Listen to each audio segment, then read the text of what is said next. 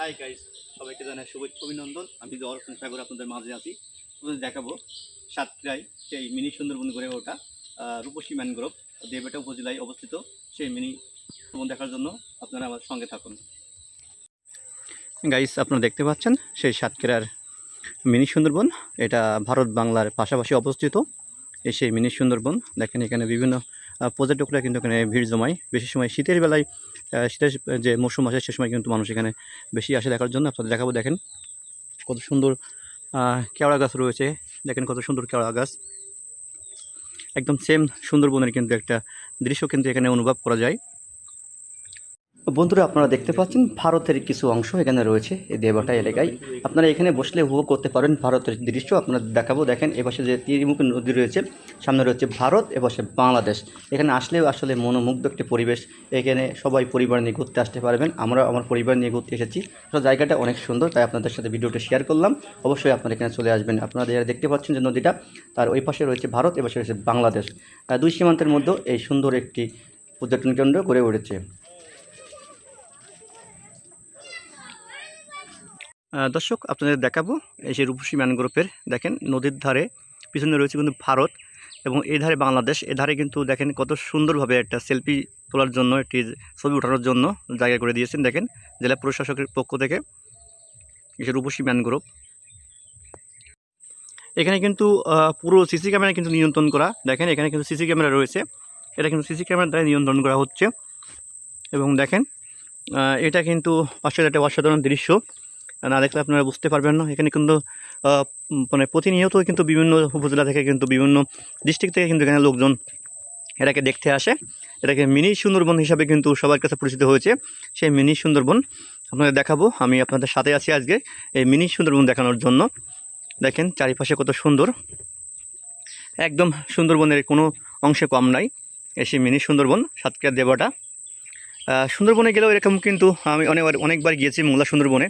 সেখানে কিন্তু রয়েছে এরকম কাঠের সাঁকো তৈরি করা, কাঠের সাঁকো দিয়ে কিন্তু যেতে হয় এবং এরকম পিলার তৈরি করা আছে। এখানেও কিন্তু এরকমভাবে সাঁকো তৈরি করা আছে।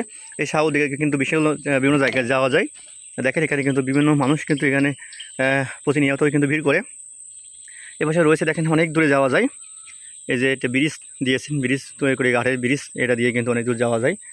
এখানে কিন্তু দেখেন প্রতিনিয়তই কিন্তু মানুষ ভিড় জমায় এবং চারিপাশে রয়েছে কিন্তু সুন্দর সুন্দর কেওড়া গাছ এবং বিভিন্ন রকমের নদীর গাছ।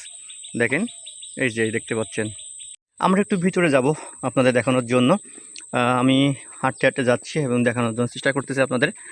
দেখেন দুই ধার দিয়েই কিন্তু রয়েছে বিভিন্ন প্রকৃতি গাছ। দেখেন কেওড়া গাছ, শুধু কেওড়া গাছ নয়, এখানে অনেক রকমের গাছ রয়েছে যেটা আমার নাম জানা নাই সবগুলারে।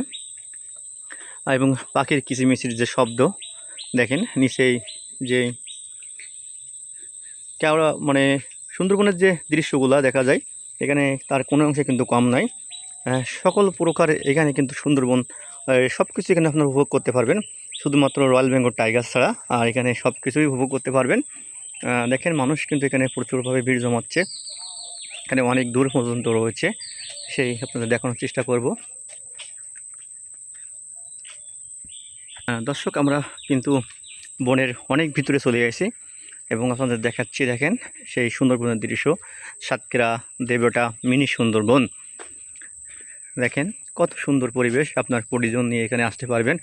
এখানে কিন্তু জেলা প্রশাসকের দ্বারা নিয়ন্ত্রণ হয়। এখানে কিন্তু কোনো বখাটিয়া ছেলে নাই, আপনার কোনো ইফটিজিংয়ের শিকার হবেন না। এমন কিন্তু নয় যে এখানে আপনার কোনো বখাটিয়া ছেলে পেলে আপনাকে ডিস্টার্ব করবে, আপনাকে বাজে কমেন্ট করবে।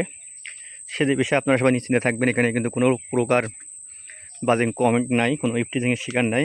মেয়েরাও সবাই মিলে এখানে ঘুরতে আসতে পারবেন, আপনার পরিবার নিয়ে আসতে পারবেন।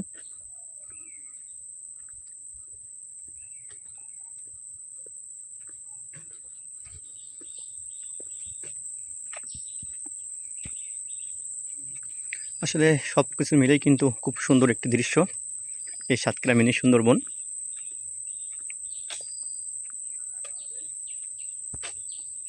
সাতক্ষীরা মিনি সুন্দরবনের দৃশ্যটা খুবই সুন্দর। আপনারা দেখতে পাচ্ছেন সারি সারি কিন্তু বিভিন্ন রকমের গাছ রয়েছে। দেখেন অনেক লম্বা লম্বা গাছ।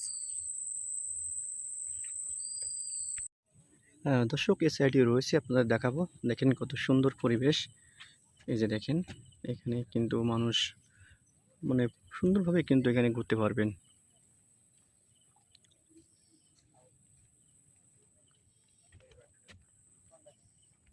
এখানে বসে একটা তরমুজের মতো আঁকানো, দেখেন তরমুজের প্রকৃতি আঁকানো। এখানে বসে যে কেউ সুন্দরভাবে ছবি উঠাতে পারবেন। দেখেন রূপসী রূপসী দেবাটা ম্যানগ্রোভ পর্যটন কেন্দ্র।